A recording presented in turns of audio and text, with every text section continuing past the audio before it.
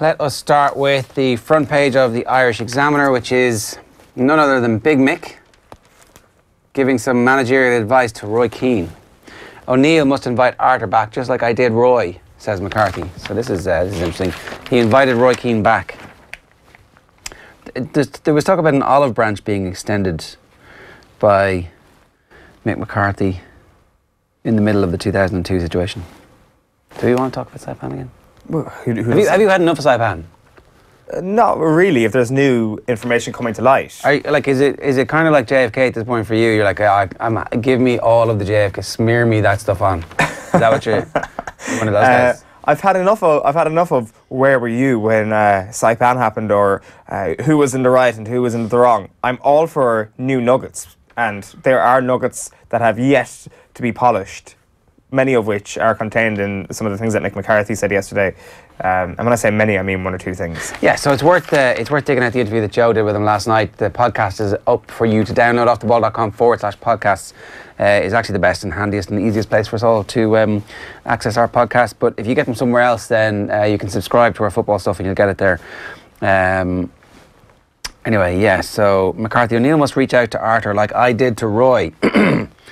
Everybody's going to scream, hold on, what about the 2002 World Cup when you sent Roy Keane home? But I did invite him back. The offer was there. That was me realising that it was almost like the weight of the people that wanted him back. I had to offer that olive branch. I don't want to be bringing my case up again because it was all dragged out again during the summer when the World Cup came around. Blah, blah, blah. It was bullshit. But I'm just going to bring this bit up. And I'm just accidentally going to bring the bit up that he brings up with Joe, where it's like, I couldn't really understand what he was saying. He says there's a line where Joe's talking about Harry Arthur and John Walters and the altercation, and Johnny Walters is on the treatment table, and Big Mick just goes, yeah, you wouldn't want to accuse somebody of faking injury. And there's a pause. And then he says something else which I can't quite make out. I just can't, about having the right to or not having the right to. And I'm just not sure what he was trying to get at. And then he kind of sits back and there's this stony-faced silence. And then, I don't know. I don't know. He's almost like the gatekeeper to a magical cave where you have to say the correct password to actually get into his cave and find out the secrets of Saipan 2002. He's very mystical about it. He's almost like just leading you down the garden path a little bit, and then it's like, that's it, giving you no more. And that's sort of what happened with Joe last night. You're talking about Mick McCarthy's cave of enchantment, are you? Yeah, exactly. That's it. That is it. All the secrets that have yet to be there.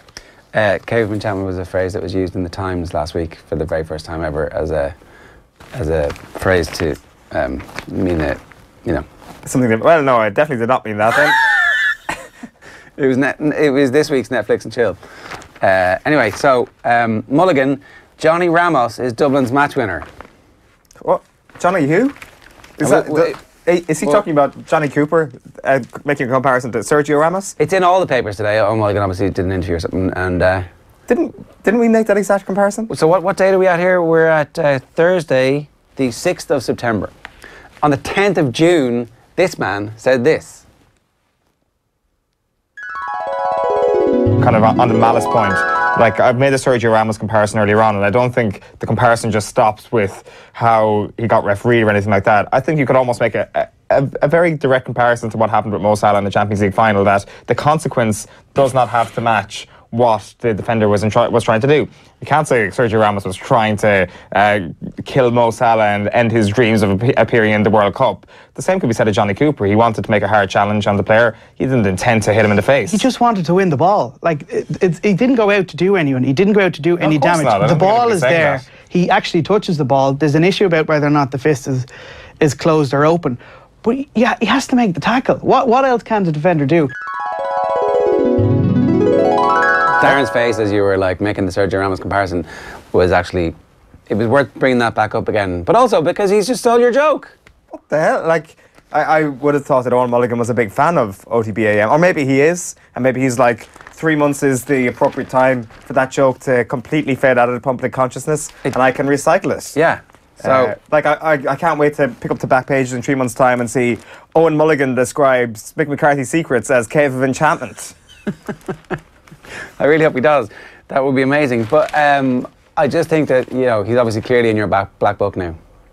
Oh, without question. Like, of course, a Tyrone man used to never be in my black books, but for the first time ever, I've started to take a dislike to a Tyrone man. Plagiarism is not cool, Owen. The Kerry-Tyrone beef is back, finally. Okay, so sorry. Cody's set to continue as Cat's boss for 21st season as the back page headline on the Irish Independent today. Evergreen Kilkenny chief closes on Boylan record as skipper Buckley faces time out.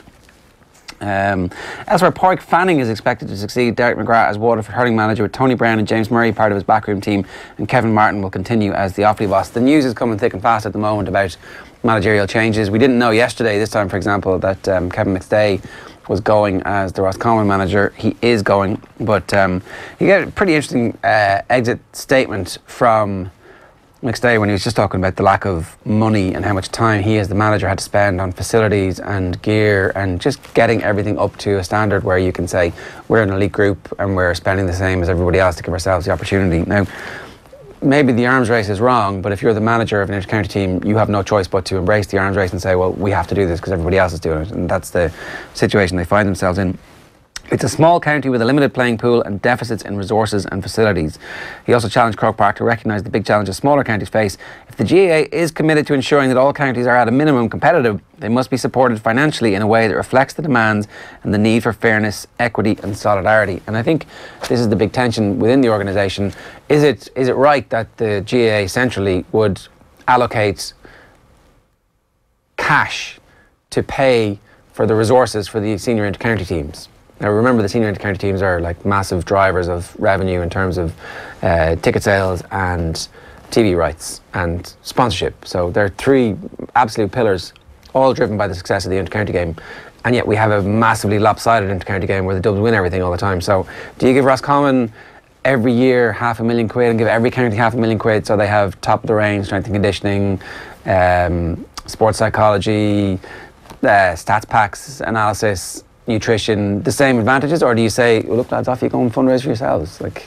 Well, the thing would have to be, do you trust the county boards to invest in the right areas? Well, no is the answer to that, I guess. Well, clearly, so you could administer it centrally from Croke Park. Like, apparently there was a plan at one stage to pay for strength and conditioning coaches for all of the counties, and so they would be kind of centrally employed by maybe by the provincial councils, for example, and the counties were like, nah, I think we're happy enough. You know, because there's a lot of bandits out there. Like, there's a lot of brilliant strength and conditioning coaches in Ireland, and the standard is obviously raised massively. But there are a lot of bandits out there who are like showing up with very questionable levels of qualification, who are getting big jobs and getting massive money, which is all ultimately paid for by GAA fans, supporters, and the county boards. All right, so Sports Thursday in the front of the Irish Times this morning. Plot is thick, but a point will please O'Neill and Ireland. Well, if ever we needed a boring draw, if ever you wanted a 0-0 or a 1-1 draw, the Republic of Ireland are your team. Yeah, well, certainly on this occasion, Ireland will probably score 0 goals tonight, which is as more definite as you can possibly be, even in the context of Republic of Ireland over the past couple of years. Will Wales score is the only question. Well, I don't know. Like, Ireland have an all-Premier League back four, which is something that I guess we can stand over and be very proud of at the moment. That all-Premier League backline.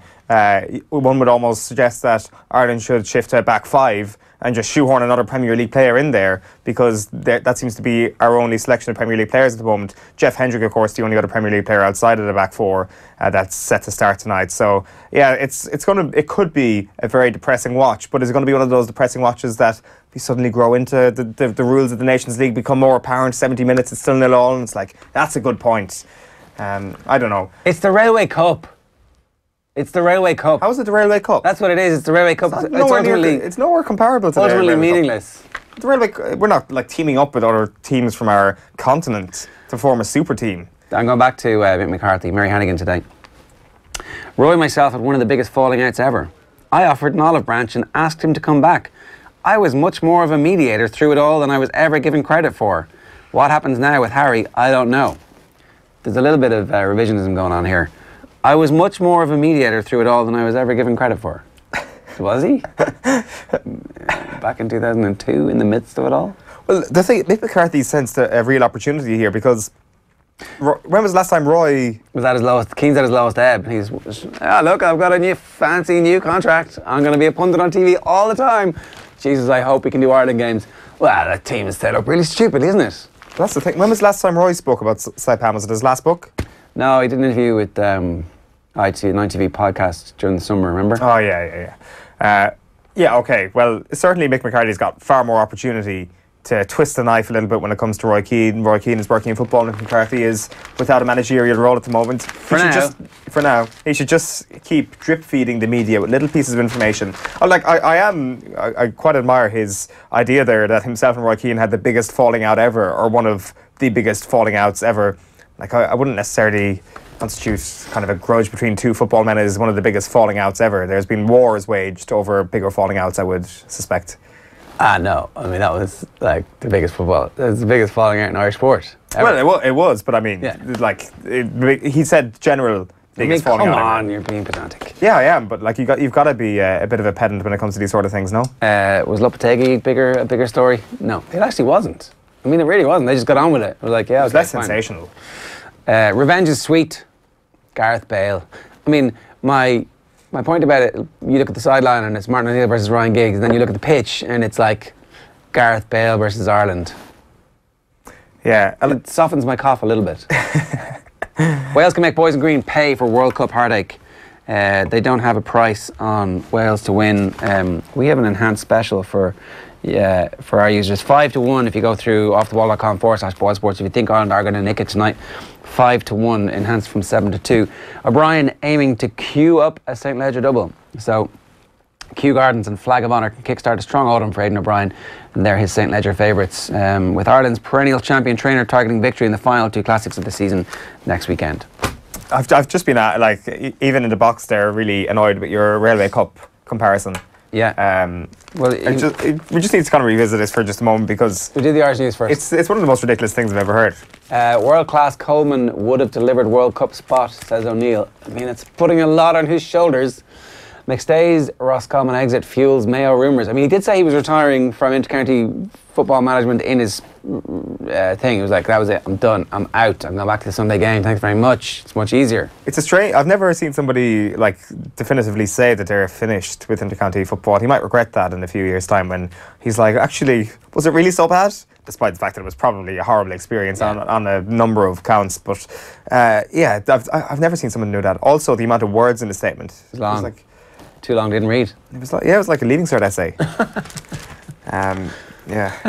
Like I was gonna just like pick back up the Railway Cup point there, but like, should we just leave that? Should we just leave that? I think everybody knows what I'm getting at. Again, you're just being pedantic. You're not really. Nobody knows what you're getting like at. For like. It's like here's this thing which is like we needed to. Anyway. What? Maybe it's more like the international rules then. Let's invent this thing. But it's not a hybrid sport. It doesn't have to be. It's like an occasion that everybody's like pretending to go along, enjoying, go, oh, this is really interesting. Why are we all here again? What's going on? Back page of the Herald this morning, I think this is so utterly ridiculous, is O'Neill calls foul. Ireland boss Bourne's Danish row could lead to farce. And Muggsy hails Jonny Ramos. Great line there. Back page of the Irish Daily Mail is, we need Harry. Don't let Arthur slip out of sight, says McCarthy. And we'd welcome Rice with open arms. Ready, says John Walters. Seamus Coleman, actually, with that quote, saying they'd welcome Rice back with open arms. He's coming back, Declan Rice. Like, I'm highly... It's been a great, let's say, 48 hours for those people who really want Declan Rice back, because I think it's happening. The sounds of the camp are really positive. He's being love-bombed by a group of people who think they can influence the situation, when really, like... If I offered you £1 million not to do something, would you do it? Yes. Right. So, rumour has it Declan Rice is like turning his back on a million/millions to play for Ireland. Yes, rumour has it. And to play under the current management setup, which apparently he has an issue with, allegedly, and also isn't the country of his birth. Yeah. But you think he's going to turn his back on the money? I mean, it would be heroic if he did. It would be like... The money's not guaranteed. If you offered me, if you wrote down a €1 million cheque, I'm like, well, the money's literally right there.